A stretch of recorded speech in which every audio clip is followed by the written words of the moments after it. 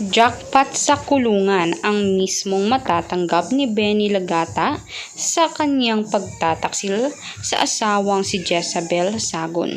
Hindi man sila bagamat kasal, pero gayon naman sila ay nagsama ng matagal.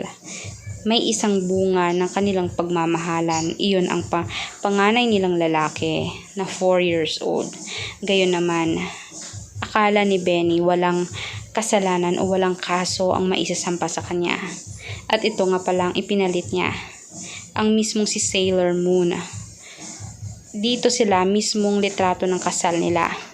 Iyan talagang nagpapatunay na nagsisinungaling itong si Benny.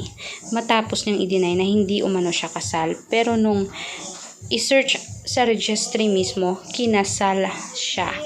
Tunay at totoo, at sa pare ito naganap. Ngayon naman talaga namang malubha ang sakit nitong si Benny.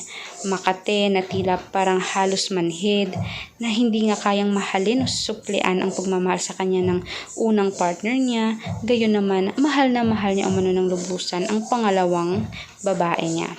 Gayon hindi talaga naniniwala ang mga netizen na magbabago ito.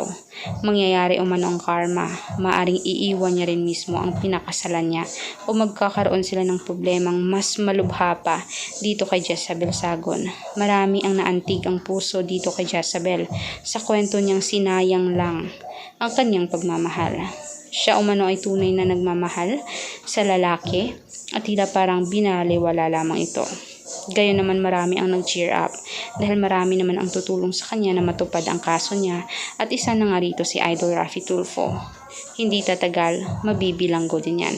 Kaya for more public videos guys, please mag-subscribe, i-click ang notification bell at i-share ang videos natin ang public. Maraming salamat po mga kanetisen.